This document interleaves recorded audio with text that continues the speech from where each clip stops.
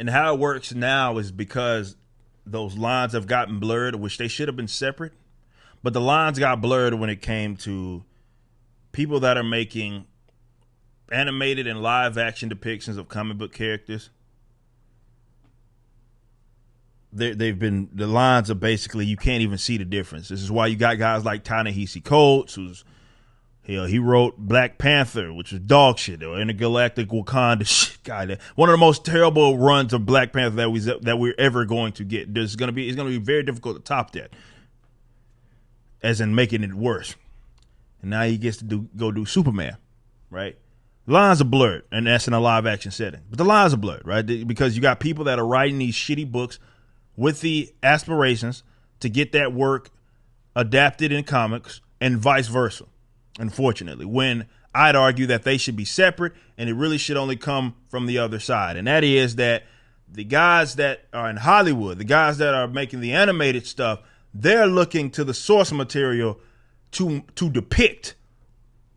And yeah, you may get every now and then some shit where you're like a Harley Quinn, right? Where a character got added that was just so fucking good that they ended up being in the comic book.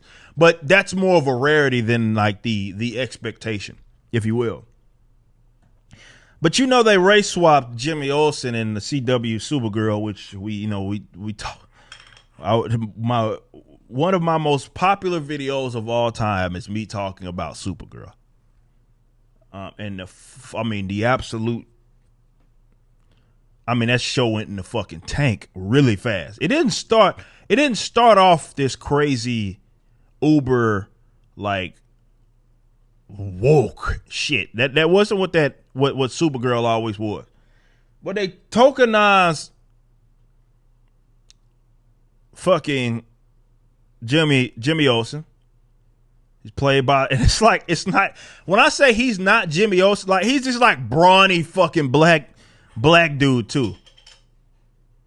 It's like the opposite of what Jimmy Olsen, like, is kind of scrawny redhead. Like that's not who he's literally a different person. Like he's not even a good version of a tokenized character. He's a different guy. It's not fucking Jimmy Olsen. But they're doing it again, and they're doubling down on that, right? They got that influence. They were able to do it, so now they got to make sure that person's black in other instances.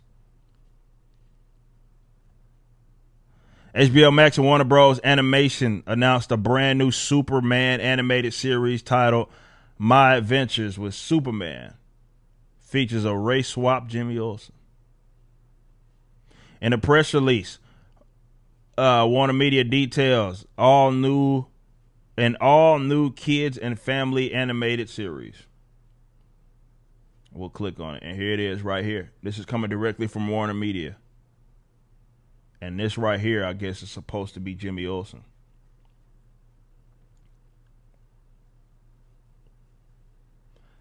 Now, this artwork is questionable right now.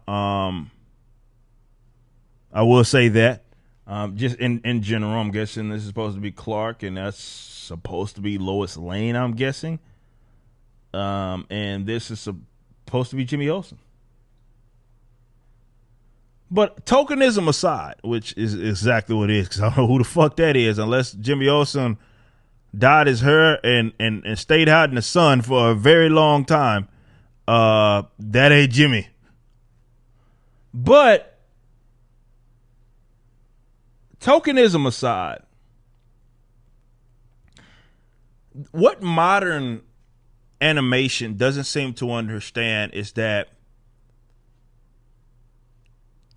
and this probably will be like a uber corny kind of deal as well, unfortunately. But what they don't seem to understand, when you look at like the 90s, for example, which to me, like in the modern era, peak American animation, especially when it came to comic book stuff. It's what got you was around the time you got Spider-Man, you got Batman the animated series, which is basically that's probably the best animated Batman that you're fucking gonna ever get. Like ever. X-Men the animated series. And the reason I say this is because I interviewed myself the showrunner and writers of X-Men the Animated Series, and Erica Julia Lewald. And we talked about this shit.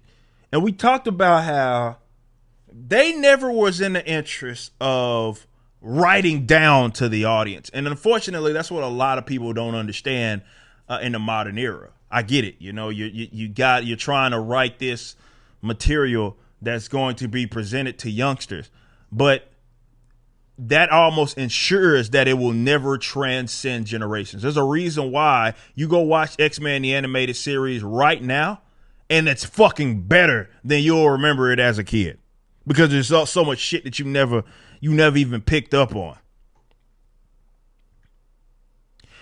Right? Because they didn't write down to their audience, and that's the best type of work. It doesn't mean you have to, obviously, if you're writing it in a setting where youngsters are going to consume it, you don't have to make it to where it's blood and guts everywhere and everywhere and stuff, but you don't have to. And this is what they said they refused to do. They refused to write down to the audience. And that's why, which sucks, because DC had, if anything, had a nice little streak there when it came to not necessarily with shows, but the animated movies. DC's animated movies fucking killed it for a little bit there.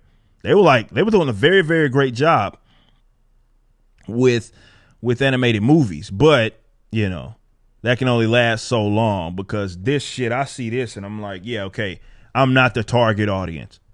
I'm not the fucking target audience. But I'm not. Tokenism aside, this looks like dog shit, if I'm gonna be completely honest.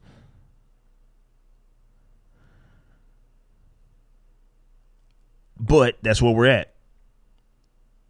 Tokenism, though, that's what you get.